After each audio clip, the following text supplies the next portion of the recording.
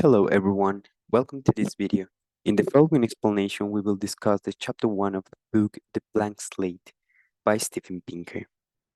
To begin with, it's important to understand that this is not a confrontation of human nature versus nurture, experience, or environmental conditions.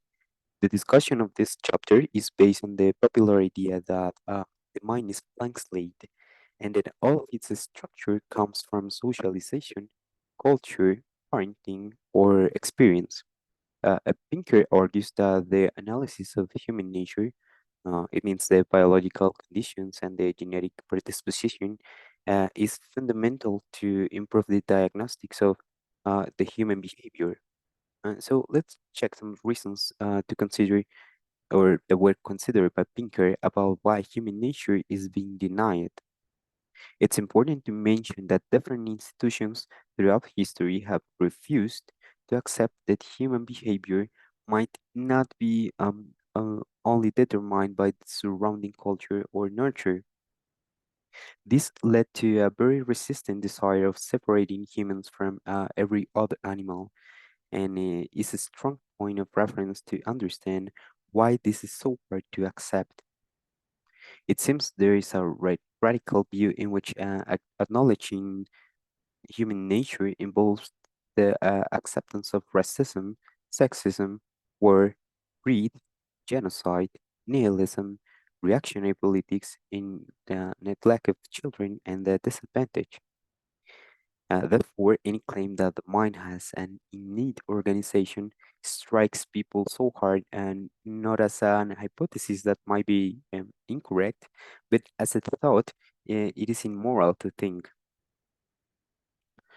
So, talking about institutions, we have the religious factor, very ancient and strong in human history.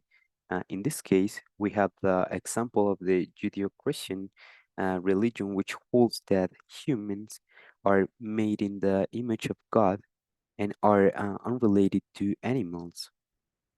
They've offered explanations to almost all of the subject matter of the psychology, so they argue that body is separated from the mind, and the mind will survive to your body's death. Even though God provides people with morality and ideals of goodness, people have an innate tendency to choose sin. They even believe that mental health comes from recognizing God's purpose, choosing good and repentant sin, and loving God and one's fellow human for God's sake. Regarding politics, we have two arguments shown by Pinker, which are fundamental to this denial, but are easily refuted by the author. The first one is the belief that we are blank slates and thus we are equal. If something is previously written on one of us, that would justify discrimination and inequality. Well, Pinker says that this is not true because this argument is based on the idea that equality means we all should be clones, ready to receive a determined mindset. Instead, genuine equality does not necessarily require everyone to be the same in all aspects, but rather to have equal rights and opportunities despite individual differences. Just as we can see in the 13th article of our Constitution in the screen. On the other hand, and contradictors hold that if we are blank slates, we could easily perfect mankind through social engineering. If we have instincts, and some of them might be likely to be selfishness, prejudice, and violent. So hold on one second and check this question. Have you ever thought about killing someone, or at least punching or hurting someone? Uh, and yeah, you can keep the answer, but if you ever have this thought and haven't crossed the line, it's because ignoble motives did not mean ignoble behaviors. The mind is a complex system of many parts, and it comes with faculties that will most likely react against negative impulses. This faculty of evolution provided us with physical circuits residing in the prefrontal cortex and other parts in the brain that reinforces our capacity of reasoning, feeling sympathy, self-respect, and respect for others. These are tested affirmations. So let's check some negative consequences of the denial of human nature. First, we have the study of human beings. Uh, it has been affected by the doctrine of the blank slate and caused distorted interpretations of human behavior. Many parenting policies are guided by correlations taken as absolutely true, based on the belief that children are blank spaces. Researchers relate loving, authoritative, and talkative parents to confident, well-behaved, and a better language skill children. They're just based on doctrines saying that parents are everything. It might also be telling us that parents pass these genes to their children, but that's uncertain as most of the extreme positions that parents are everything is the only one researchers entertain. It also has affected the academic and intellectual atmosphere. Objective research on human nature definitely turned into a taboo that aims to relate science with a safe space. Even Pinker received many warnings from academics before publicly showing this book, because any claim that the mind has an innate organization strikes people not as a hypothesis that might be incorrect, but as a thought that is immoral to think, again, and politically incorrect. This is the mentality of a cult where free speech is forbidden in order to keep the public safe and sound. At last, it's really harmful for the lives of real people, the oversimplification of parenting. Uh, uh, in this oversimplification led them to think they could entirely shape their children. It has distorted the choices faced by parents and multiplied the anguish of those whose children haven't turned out the way they hoped. The conviction that humanity could be reshaped by massive social engineering projects led to some of the greatest atrocities in history. Here we have a quote of Mao Zedong. Take a second to read it.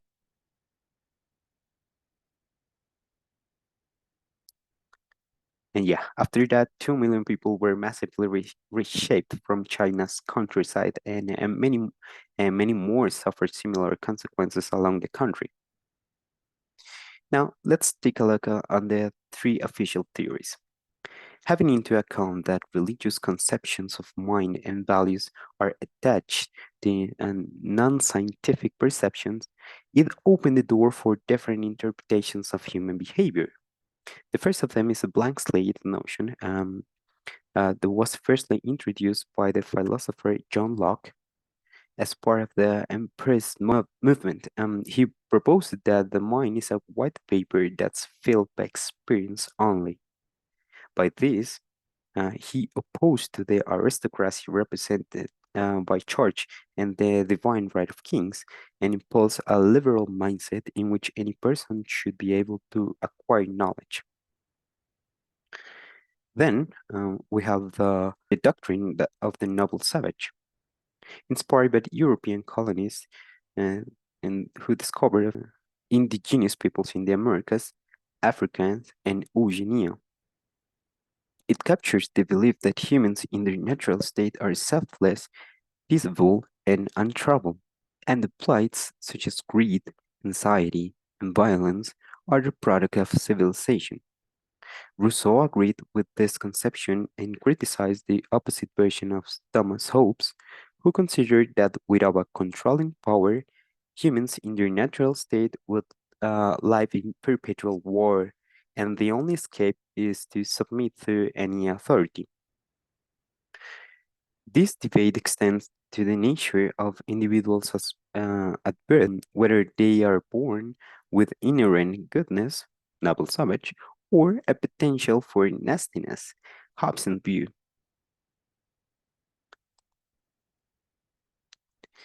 The last theory is the ghost in the machine. It's attributed to René Descartes, who thought the body is divisible, but the mind is not.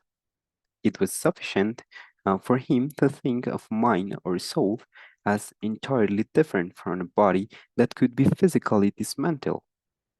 Descartes rejected the idea that the mind could operate by physical principles, and in this way, our mind is just a resident of a machine. This is refuted by Pinker, who indicates that the brain, um, or the mind in this case, could be altered by chemicals affecting the perception, mood, personality, and reasoning.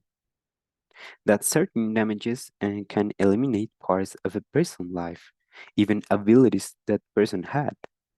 So it seems Descartes was wrong when he said the mind is indivisible.